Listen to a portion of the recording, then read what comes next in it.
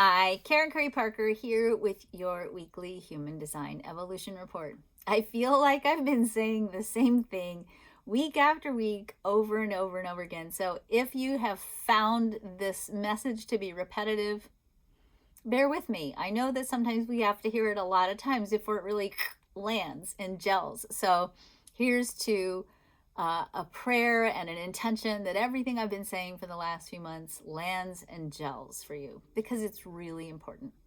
I want to start this week, as I've been starting every week, by stressing, reminding you that we're in a really important cycle that goes until the end of October that is basically a giant invitation from the planets to really be mindful of our personal narrative. How are we talking about ourselves? How are we thinking about ourselves?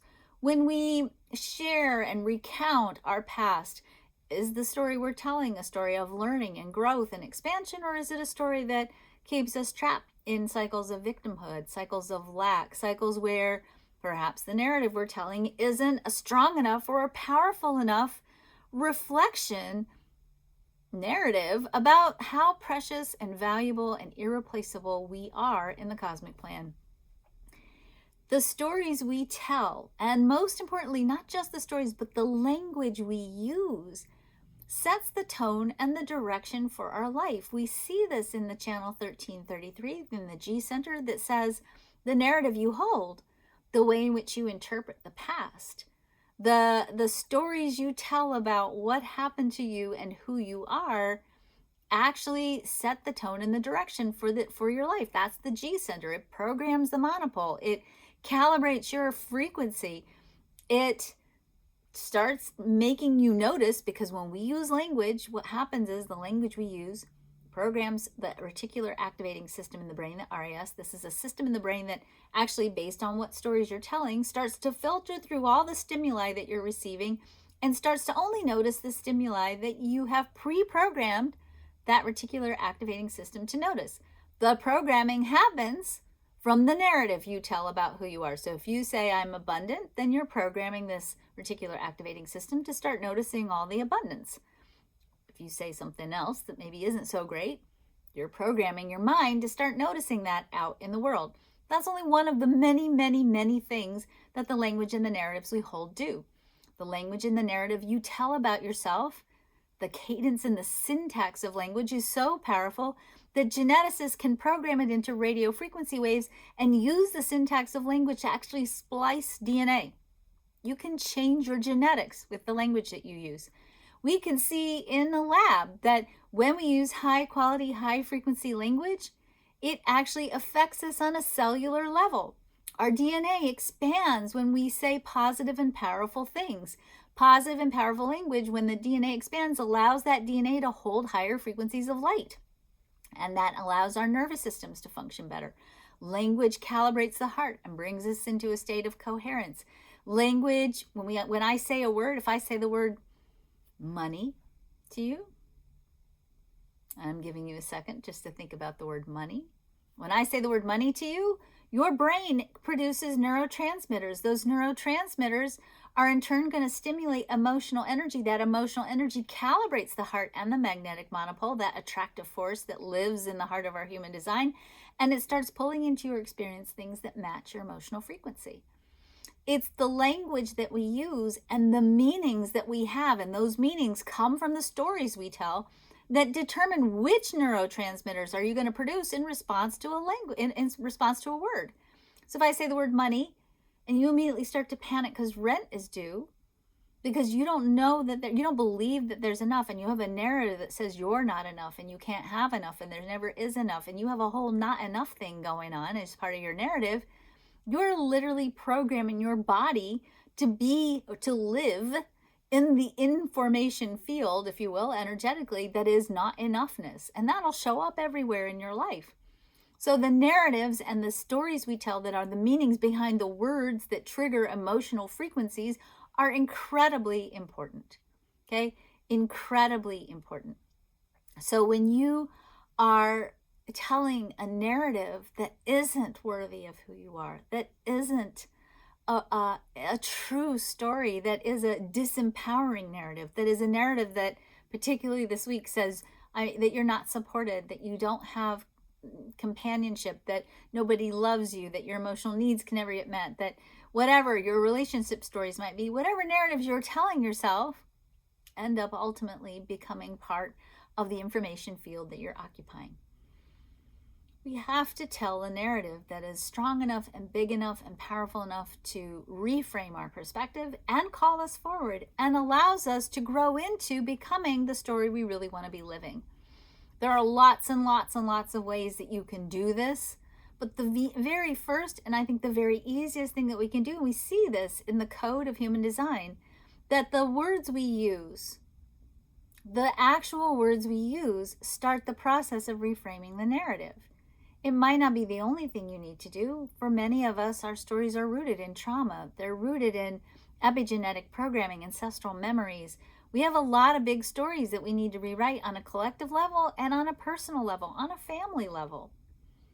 But when we start with just the basic process of saying, okay, who am I? Who would I love to be? Who do I feel myself to be inside? That self that maybe everybody said, you can't do that. You don't want to do that, right? When you can reconnect with that true story of who you are and really literally start writing it down.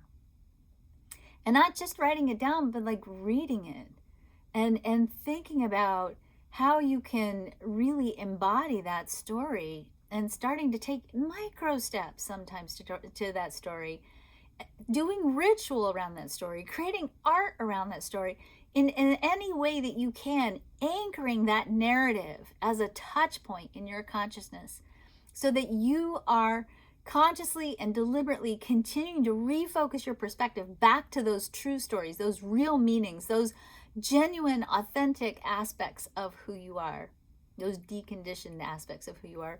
You can start shifting the narrative not only on a personal level, but ultimately on a collective level.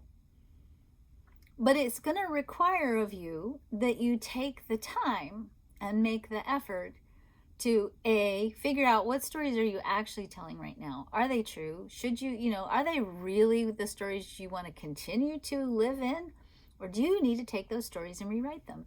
So I don't usually do this, but I'm actually going to give you a homework assignment this week because the sun this week transits the gate 33, the gate of retelling, which is a really interesting and cautionary note for us because it's inviting us to explore what stories are you not just telling yourself, but telling other people about yourself too. So we are designed this week by the transits to explore our narrative through our relationships, through our dialogue, through our intimacy, through our connection with others. So really be mindful this week about what stories are you telling yourself and others about yourself. And also take some time this week to really look at core areas of your life, money, relationships, particularly relationships, because there's a lot of relationship energy up for us this week. Your sense of empowerment, your career and your life path and your direction, your lifestyle, the way in which you live, your relationships, your every little piece of your life, your health and wellness, your body. Look at what core areas are really getting your attention right now, especially, getting your attention in maybe a way that doesn't feel so great. Because those things are getting your attention not because you're here to suffer, because that's not in the chart. Those things are getting your attention because they're calling on you to, hey, can you rewrite this narrative, please? Can we start telling a different story about who we are? Can we start talking about ourselves in a more empowered way, in a more loving way, in a more valued way? Start taking those core areas of your life and really listen to what you're telling people about yourself. What are you saying about yourself and your relationship with money to others? What are you saying about your relationship with your significant others to others? What are you saying about your job, your career to others? What are you saying about your body to others? What are you saying about your connection to source to others? And is it true?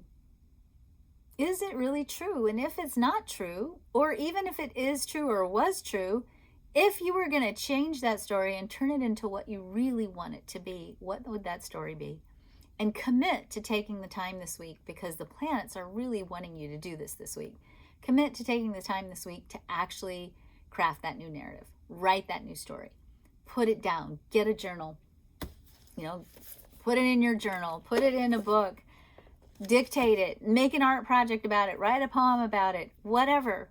Get with a friend, because this is a good thing to do this week. Get with a friend and rewrite consciously those stories out loud with your mouth, using language with your friend, and say, hey, right now I'm feeling a little stuck about money. I'd really like to tell a different story about money. Can you help me tell a different story? And then practice that story out loud with your friend and ask your friend to hold space and stand in the gap with you when maybe your faith is faltering, to stand in the gap for you with their hands on your back, so you get that support to step into, to grow into, to be called forward into that bigger, better narrative that's much more worthy of the true story of who you are. There's so much more going on right now, but that's the piece that I want you to get first. You can't change the world. You can't change the story of the world. We can't change the narrative of the world if our personal stories aren't first embodying the rich, full, beautiful magnificence of who we are. So do that first, and then know that you redefining your own narrative and taking control over your own narrative is the most transformative, the most radical, and the most evolutionary act that you can commit. So get to work, and I'll talk to you next week. Bye.